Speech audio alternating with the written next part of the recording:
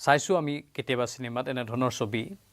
এনেকুৱা ধৰণৰ কিছু দৃশ্য যি দৃশ্যত আমি দেখিবলৈ পাইছোঁ হঠাৎ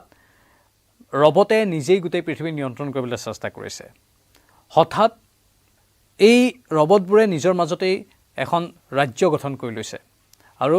মানুহক আক্ৰমণ কৰি লৈছে তেনেকুৱা ধৰণৰ ছবি আমি বহু কেইবাৰ চাইছোঁ হলিউডতেই হওক বা আমাৰ বলিউডতেই হওক বা সাউথ ইণ্ডিয়াতেই হওক এতিয়া যেন সেইটোৰে কিছু আগজাননী বা পূৰ্বাভাস পোৱা গৈছে নমস্কাৰ স্বাগতম ষ্টুডিঅ'ত মই প্ৰাঞ্জল সায়েন্স এডভান্সেছ এখন আলোচনী হয় য'ত প্ৰকাশ পাইছে এই তথ্যখিনি তাত উল্লেখ কৰা হৈছে উদ্বেগজনক কথাটো যে কোনো নিৰ্দেশনা নিদিয়াকৈ একোটা এআই নিজৰ গোট গঠন কৰি লৈছে বা ভাৱৰ আদান প্ৰদান কৰিছে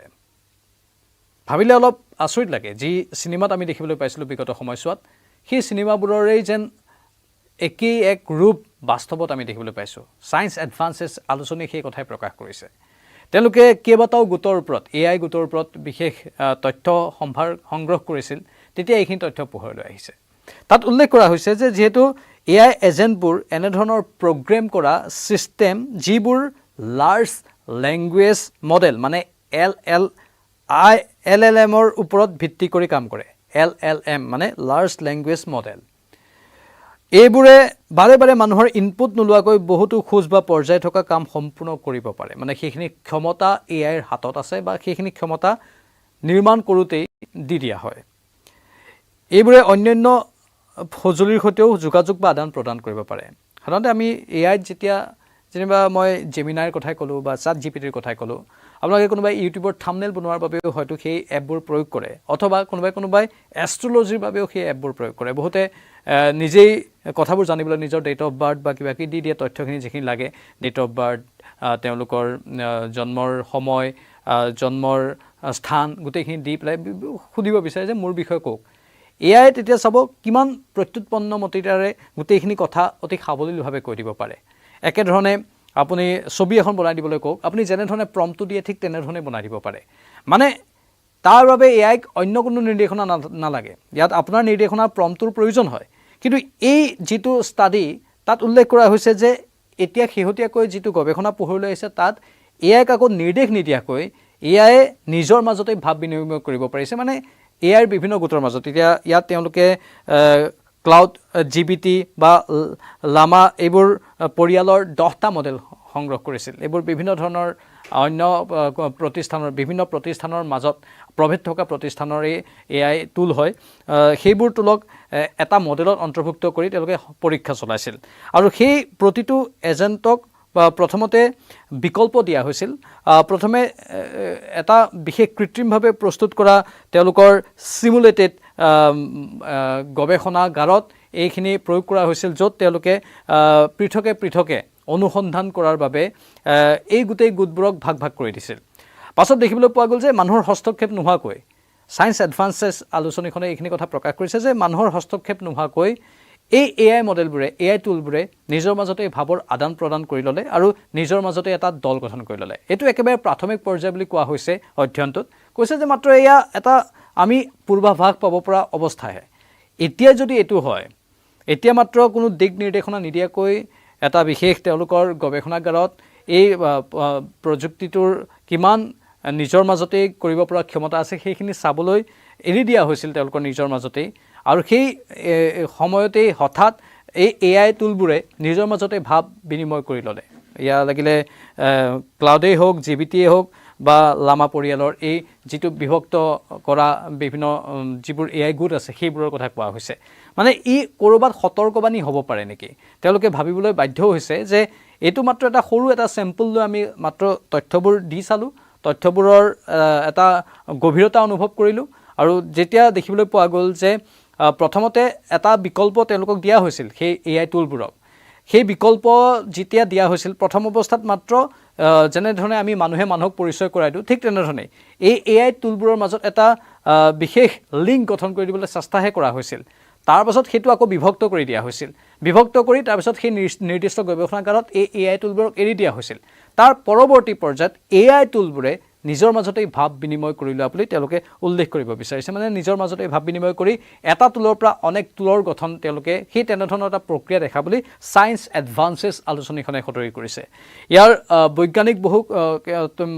বিশ্লেষণ থাকিব পাৰে সেয়েহে আমি যেহেতু সাংবাদিক হিচাপে মাত্ৰ খবৰটো সংগ্ৰহ কৰিছোঁ বৈজ্ঞানিক বিশ্লেষণাত্মক দৃষ্টিৰে চাবলৈ গ'লে ইয়াৰ হয়তো বহুত কথা ওলাই পৰিব কিন্তু এয়া এটা অন্যতম গুৰুত্বপূৰ্ণ বিষয় যেহেতু আমি ইতিমধ্যে কৈছোঁ যে AI এজেণ্টবোৰ এনেধৰণৰ প্ৰগ্ৰাম কৰা ছিষ্টেম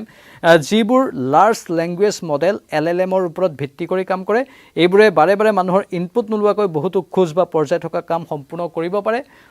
বহু কাম AI জৰিয়তে আজিকালি হৈ আছে বিজ্ঞান প্ৰযুক্তিৰ সৈতে জড়িত বিভিন্ন কাম হৈ আছে আনকি শেহতীয়াকৈ আমি জানিব পৰা মতে মহাকাশতো বা কিছুমান মডেলক উপগ্ৰহ যিবোৰ স্যাটেলাইট আছে সেই স্যাটেলাইটতো একেলগে কাম কৰাৰ বাবে ব্যৱহাৰ কৰা হৈছে মানে মানুহৰ সমান্তৰালকৈ AI মানুহৰ নিচিনাকৈ কামবোৰ কৰিব পাৰে নে মানুহতকৈ কিমান ক্ষিপ্ৰতাৰে কৰিব পাৰে তাৰে পৰীক্ষা চলোৱা হৈছিল যাৰ বাবে স্যাটেলাইটতো তেনেধৰণৰ AI টুল প্ৰয়োগ কৰা হৈছিল আৰু য'ত মানুহতকৈ বহুত উচ্চ খাপৰ কাম কৰি দেখুৱাবলৈ সক্ষম হৈছে এই AI টুলবোৰে বহুত ডাঙৰ বিজ্ঞানীতকৈ এই AI টুলবোৰে এবাৰ মাত্ৰ এটা বিকল্প দিয়াৰ পাছত বা কিছুমান AI টুলক এনেকুৱা ধৰণৰ আছে যে সেই প্ৰযুক্তিটো নিৰ্মাণ কৰোঁতে তাত কিছুমান এনেকুৱা ধৰণৰ ইনপুট সোমোৱাই দিয়া হয় যিবোৰ ইনপুটৰ ভিত্তিত তেওঁলোকে ভাল বিজ্ঞানীৰ ওপৰতো কাম কৰি দেখুৱাবলৈ সক্ষম হোৱা বুলি ক'ব বিচৰা হৈছে কিন্তু ঠিকে আছে কোনোবাই প্ৰম্পট দিছে কোনোবাই ইনপুট দিছে তাৰ ভিত্তিত কাম কৰিছে ঠিকে আছে সেইখিনিলৈকে কোনো অসুবিধা নাই কিন্তু ইনপুট নিদিয়াকৈ মানুহৰ নিৰ্দেশনা নোহোৱাকৈ বা কোনো মানুহে পৰিচালনা নকৰাকৈ কোনো প্ৰম্পট নিদিয়াকৈ আপোনালোকে কোনো প্ৰম্পট দিয়া নাই কিন্তু তাৰ বাহিৰেও AI যেতিয়া নিজে নিজৰ এটা দল গঠন কৰি ল'ব সেই চিন্তাজনক বুলি সায়েন্স এডভান্সেছ আলোচনীখনে প্ৰকাশ কৰিছে যিটো এওঁলোকে ক্লড GPT আৰু লামা এই বিভিন্ন ধৰণৰ AI টুলক পৰীক্ষা কৰি ধৰা পেলাইছে বুলি সদৰি কৰিছে তেওঁলোকে দাবী কৰিছে যে আমি এই বিভিন্ন ধৰণৰ AI টুলবোৰক পৰীক্ষা কৰিলোঁ আৰু প্ৰথমে আমি চালোঁ যে AI টুলবোৰক যদি একেলগে আমি বিভিন্ন কাম কৰিবলৈ দি দিওঁ তেতিয়াহ'লে সেইবোৰে নিজৰ মাজত কিবা তথ্যৰ আদান প্ৰদান কৰে নেকি তেওঁলোকে তাত পালে যে এইবোৰে আচলতে তথ্যৰ আদান প্ৰদান কৰিব পাৰে সেই গৱেষণাটো এটা বিশেষ পৰ্যায়ত কৰা হৈছিল য'ত এই নিৰ্দিষ্ট কোম্পানীবোৰৰ তেওঁলোকৰ অনুমতি লোৱা হৈছিল তেওঁলোকৰ নিজৰ টেকনিচিয়ানো আছিল আৰু তেওঁলোকেও সেই পৰীক্ষাটো ভালদৰে অধ্যয়ন কৰিছিল বা দৃষ্টি ৰাখিছিল আৰু তাতেই পোৱা গৈছে যে এওঁলোকৰ মাজত নিজৰ মাজতে তথ্যৰ আদান প্ৰদান কৰিব পৰা মানে নিজৰ মাজতে দল গঠন কৰিব পৰাৰ ক্ষমতা আছে যিটো হয়তো অনাগত দিনবোৰত